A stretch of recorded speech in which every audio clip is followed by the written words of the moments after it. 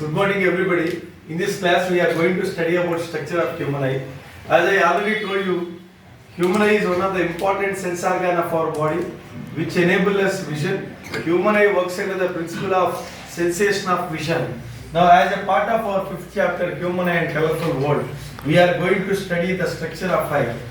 If you take the human eye, the outer layer of the human eye has a protective transparent membrane, and that membrane is called cornea. Cornea will be protecting human eye from external injuries and from dust also. Behind the cornea, the space is filled with a liquid, and this space is called aqueous humor. Behind this aqueous humor, there are hard crystalline lenses, and these lenses are responsible for image formation. When we see any object, these lenses will see the object, and as a result, the image is formed on retina. And behind this aqueous humor, there are crystalline lenses, as I already discussed. And between aqueous humor and crystalline lens, there is a muscular diaphragm, and that muscular diaphragm is called iris. Iris is the only colored part in the eye. Iris consists of a small hole that is called pupil. Pupil is a small black hole, and normally when you are coming from outside, that means during hot summer days, when you enter the inside, because of more hot, you cannot see who are in the room. When you enter the room, you cannot see your family members or your friends or relatives in the room for few seconds. So in a condition of high light condition, people contracts. So it allows very less amount of light to enter. In a low light condition, people expands.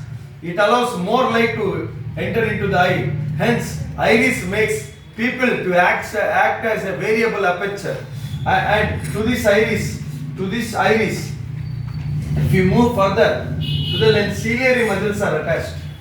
Ciliary muscles plays a very important role in changing the focal length. For example, when you are seeing at a distance object, the ciliary muscles are relaxed, focal length will be increased.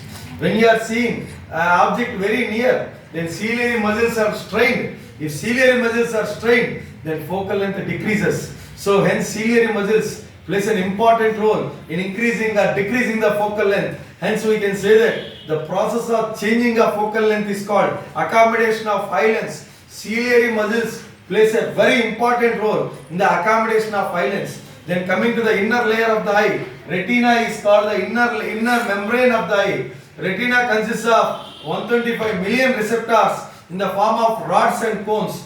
Rods identify the intensity of light, and cones identify the color. Somebody will be suffering with color blindness. Some persons, they cannot identify which color. That means they have very less count of cones. Hence, the amount of cones should be increased. If anybody have less count of cones, they cannot identify the color, and somebody cannot identify the intensity. That means they have very less amount of rods. And the image is always formed on retina, and lens are convex lens. What is present in human eye? Convex lens always forms a real, inverted and a diminished image. Whenever you see anything to the lens, from the lens, these optical nerves, here the optical nerves are present. These optical nerves carries the information to the brain. Optical nerves acts as the transmitters, and they carry the information to the brain. In the brain, the information will be processed, and again, the image is formed on retina. For example, if I see this key, then what happens, through the lens I am going to see this key. When I see this key, the optical nerves will carry the information to my brain, and as a result, the image is formed on retina. Then my brain will say that this is the image of keys. Hence, I am very glad to say about this topic, because this is one of the interesting and important topic in this chapter. Thank you.